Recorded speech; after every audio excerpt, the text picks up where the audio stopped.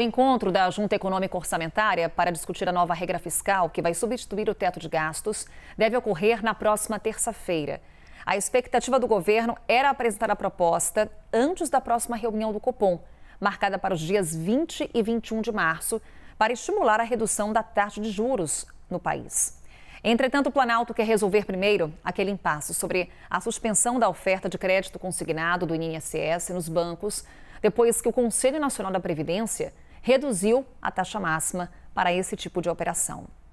Rafael Cortes, vamos começar então aqui um pouco sobre arcabouço fiscal. Há uma grande expectativa para a divulgação dos detalhes, já está nas mãos de Lula. E aí eu te pergunto, Rafael, nesse momento, qual que é o maior desafio para Fernando Haddad? É econômico ou é político?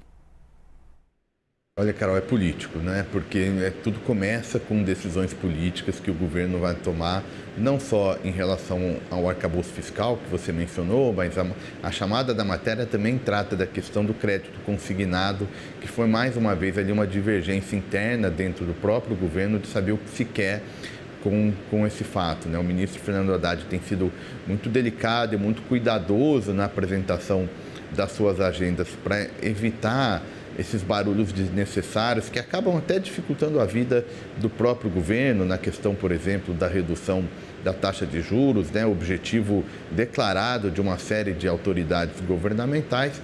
Todo esse barulho gera maiores dificuldades.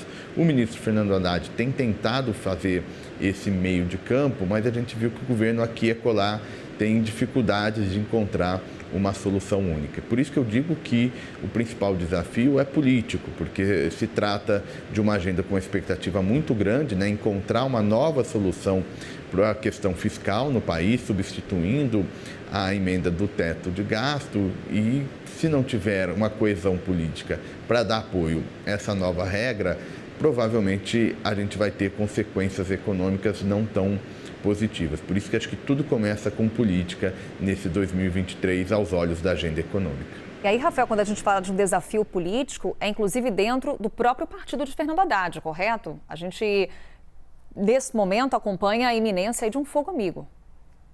Que é explícito, né? Manifestações, por exemplo, da presidenta do PT, a Gleisi Hoffmann, né? Que em relação a uma série de questões, mas em particular, quando ela estava tratando da questão dos juros, enfim, isso ficou evidente, né?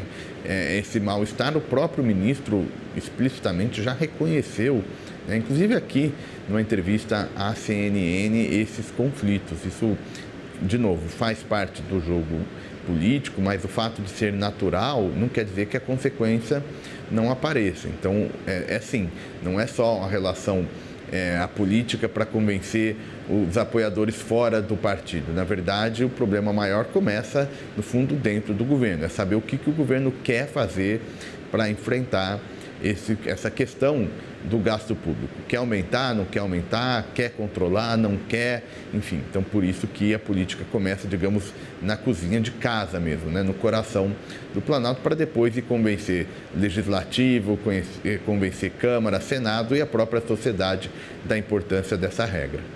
Até aproveitando aqui, Rafael, Gleisi Hoffmann, você citou no seu comentário, o presidente do PT, ela foi ontem às redes sociais, durante a tarde, e escreveu o seguinte, trago aqui para quem está nos acompanhando.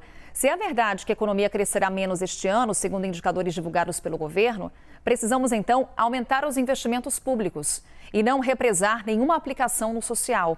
Em momentos assim, a política fiscal tem de ser contracíclica, expansionista. Isso já dá uma ideia de como é que está a negociação em torno do arcabouço fiscal, né, Rafael? Assim, porque do fundo a regra fiscal, né, ela é uma tentativa de, olha, nós vamos controlar gastos, né?